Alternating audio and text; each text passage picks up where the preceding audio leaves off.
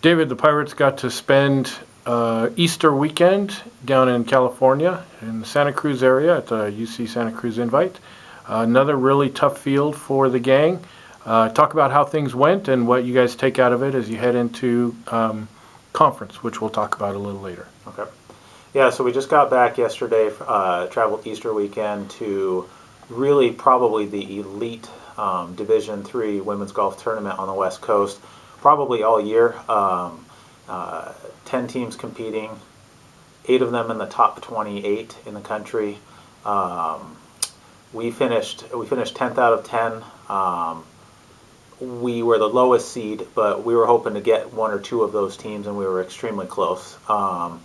Let's see, so we finished 4 strokes back of Occidental, and who's in the top 50, and we finished 5 strokes back of Whittier, and we actually almost came really close, pretty close to beating Cal Lutheran, who's top 25, and UC Santa Cruz, who's about 28th in the country as well that first day. So, you know, moral victories at this point. I mean, not actual victories, not beating those teams. We targeted and we're hoping to beat a couple of those teams. We didn't get to it this time, but losing by 4 and 5 strokes to some top 50 teams was a bit of a bummer, because that's twice now that we've almost beat some of those teams, some of those top 50 teams. In Arizona, we faced those same teams and lost by a tiny margin as well about a month ago. So at this point in time, we didn't quite accomplish our goal from a performance standpoint, but still really, really close. So this shows us that, you know, we have just small things to work on, you know, a couple things here and there, and we'll be where we want to be. So, you know, I'm really proud of our gals, though, honestly. Like, tough golf course. We battled really hard.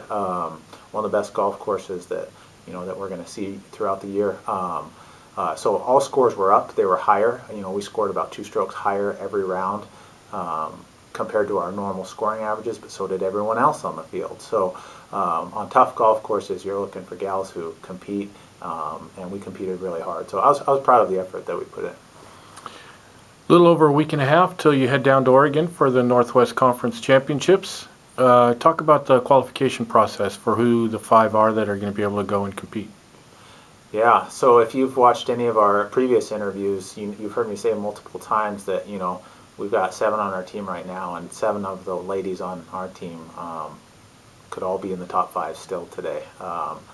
We are making 1 player exempt. You know, Brianna has been our low scoring average player this year and also last year, so she's going to be in the top 5. And honestly, of the other 6 players, only 4 of them are going to travel. So really, 5 out of our 7 will travel to our last tournament of the year, and we're going to have a qualifier. We're going to have a 3-round qualifier, Friday, Saturday, and Monday, 54 holes, and we're just going to add it up, and the low score travels, so to speak. So it's the clearest way to make it fair, and I want to give them an opportunity to earn that spot. So our scoring average has been, those players who are qualifying, I want to make this clear, it's just like, gosh, they're about a stroke or 2 apart really all year, and so we really just want to just let them figure it out themselves rather than me choose. So that's my personal philosophy. So and also you want to go with the hot hand. Whoever wins the qualifier is probably the hot hand,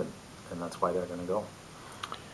The conference tournament will take place at the Oregon Golf Association, the OGA course down in Woodburn. Talk about the course and how that will play into perhaps our strengths, our weaknesses, what our team can do.